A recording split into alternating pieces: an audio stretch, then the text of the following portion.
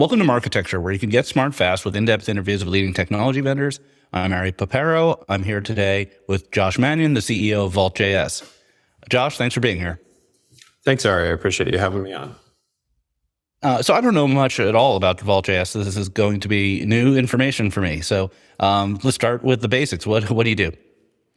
Well, so Vault.js does what we call digital marketing assurance. So, in a nutshell, what we are doing is helping large enterprises and consumers of ad tech and martech use that technology safely and responsibly, so that not only do they not potentially have any of their customers' information or personal PII type data stolen off of their site, but also that they're doing all of the right things in terms of respecting privacy and all of the different sort of regulatory constraints that they have to adhere to around the world. We've interviewed a number of security companies that, for example, help publishers prevent malware from showing on their sites, or privacy companies. So it sounds like you're crossing over between security and privacy. Oh, yes. There's sort of I would sort of say that, if you were to picture a Venn diagram, right? Like we play in the security space, we play in the privacy space, and we play in the digital marketing sort of operations space as well. And it actually kind of comes from the background of the founding team here. So the entire founding team at Vault.js was sort of instrumentally involved in a company called Insighten in the enterprise tag management space before. And so, 10, 12 years ago, whatever it was, we all started that, our same CTO, same original, first few engineers and myself and our COO and so on. We're all sort of together at that organization. And when we were thinking about what do we want to do next, as we were sort of all transitioning out of that, it occurred to us that there was this big blind spot for the enterprise where they, when they onboard all of this SaaS technology, they typically make you fill out a really long questionnaire. They might do a penetration test if it's a bank or someone really security conscious, but then they basically never do anything else ever again.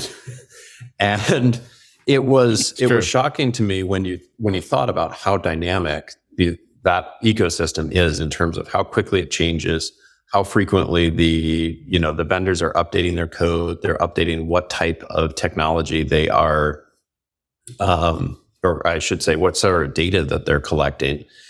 And the fact that the enterprise had basically no visibility to anything that was happening outside their firewall was sort of the motivation for us to do this. And when we started the company back in 2018, we started to see this emergence of things. You would see things like mage guard attacks, and you would see other people sort of compromising these third-party vendors to get access to the enterprises underneath. And what we learned was that we could create an application that basically does all of that analysis for the client, right? Because it was completely overwhelming. When we started talking to clients, they would say something like, well, I built my own system to check how frequently the code changes, and it turns out it changes 1,800 times a day. And so the answer was, well, we know it changes, but we have no idea what's changing or if we should care about any of this, or how do we sort through that. And so the first step that we sort of took in that process was understanding, how do we create an analysis engine that basically takes advantage of all of this subject matter expertise we had from the tag management world in terms of what are these things supposed to be doing? What are signatures of things that are bad or malicious that we would, identify proactively? And then how do we create a closed loop learning environment where, the system can identify the 99% of things that are known and, known to be bad. And then our team can continually leverage that subject matter expertise to both train the analysis engine, but also eliminate the need for customers to get tons of alerts that mean nothing, or that they sort of get conditioned to ignore, which is sort of the Achilles heel of systems like this, right? Is that they can, alert you every time the wind changes direction, but you don't need to do anything based on that. Right. And that was sort of our origin.